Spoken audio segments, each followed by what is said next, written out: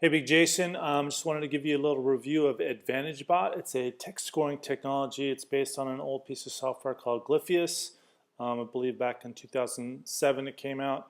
And it basically allows you to enter any piece of copy, whether it be subject lines, headlines, sales letters, paragraph of text, and it ranks it based on winning copy from other ads. Allegedly it's better. So just wanted to review it real quick. And if you're not familiar with myself, again, this is Big Jason, and that's Little Omar from Mindvalley, extremely famous company. There's a lot of cutting edge marketing. He said, when Big Jason joined Mindvalley as a consultant, he infused our funnels with strategies, tools, and insights I've never seen from any so-called guru, which is saying a lot considering we've studied pretty much every email marketing book and program under the sun.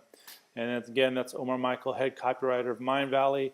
He was there for 4 years, over $20 million in email and sales copy through product launches.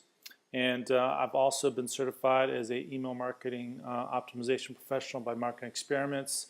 I'm a landing page optimization professional, a online testing certified professional, and also in value proposition development. If I'm your ideal prospect, why should I buy from you rather than any of your competitors? So it's a little background on myself. So let's get right to it. This is what stuck out to me on the sales letter.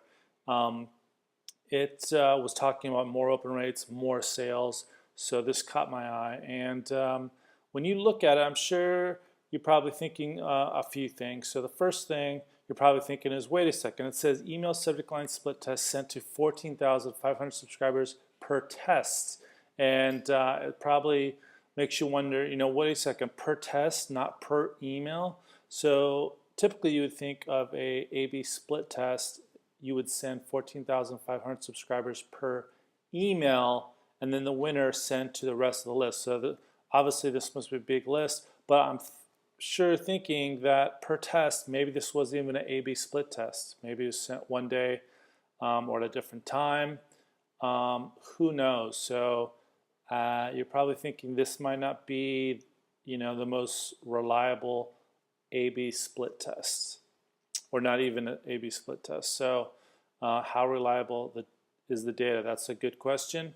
And then next, you're probably noticing that there's two sets of opens. There's the unique opens and total opens. Well, it's basing the data on total opens, which you're probably wondering, why would they do that?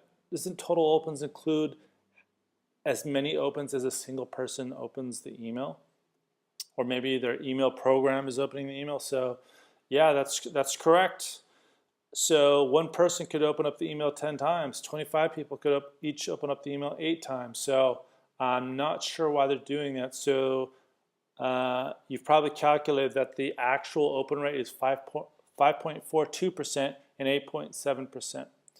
So that's more accurate. It's still a good difference. And then next, you're probably wondering, wait a second, what's up with the click-through rate? It's saying that the open rate with 10.5 got a 15% increase in clicks, but I don't know, there's something fishy. You're right, because the actual click-through rate, what's the percentage of people that actually open the email that click? The one that they're saying that lost actually had a 60.7% click-through rate based on unique opens and clicks, versus the one that supposedly did so much better only had a 43.8% click-through rate. Now those are pretty high, so again, I'm sure you might be thinking that the number of clicks is not unique clicks. It might be total clicks, which again, you're probably thinking that it's pretty fishy. And then lastly, you're probably asking yourself, why are there no sales? I thought, this is obviously trying to pump up the fact that you can get more sales. But there's $0 in sales in both emails. That, wait a second. So the alleged loser had a much higher click-through rate, and they both had $0 sales. So which email actually did better? Yeah, so they don't have this type of data. This is from 3 emails that I created for one of my big product launches that has actual data. So that's just something for you to consider. And another thing I noticed is that there's a testimonial from Brian Clark from copyblogger.com, but then I looked online, and on his blog he actually says, I no longer recommend the Glyphius copywriting software. Proceed at your own risk. So that's another interesting thing. And then last but not least, on their advertising, sell more, less testing. I'm sure you're going like, well, wait a second, isn't testing important? Is this going to replace that? No, it's not. It's not a substitute for tests. It's not a substitute for good copy. It's not a substitute for knowing your market. If you just blindly use it to replace copy that you know has the right tone, you're using the right language, you're having a conversation, and it's telling you, no, this copy that worked really well in a financial market is much better. So, yeah, that's a caveat right there. And then also, an affiliate that's promoting this initially said some good things about it, and he said that first email that he used did well. He mentioned some stats, and you're probably thinking, what do you mean it did well? Did it do well versus his regular copy that he was sent? No, he actually didn't test it.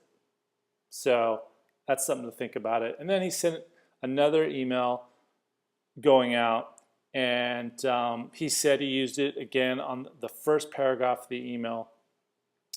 And he says, I'm hoping that this email kills. So you don't want to send emails on hope. You don't want to base your marketing on hope. You want to write emails that bring you more sales versus other types of emails. So you want to be testing, you want to know what works so you can do more of it and do less of what doesn't work as well. So if you have any questions or comments, leave them below, whether you're on my blog or YouTube or Facebook, and I'm happy to answer them, discuss this more. If you want to check it out, emaildominion.com/abot. And I'm not saying you shouldn't purchase the product, just some questionable things, some things that make you go, on the sales letter and what this software can actually do for you. So definitely not a substitute for testing or market research or just good marketing in general. So, Big Jason, I'll talk to you soon.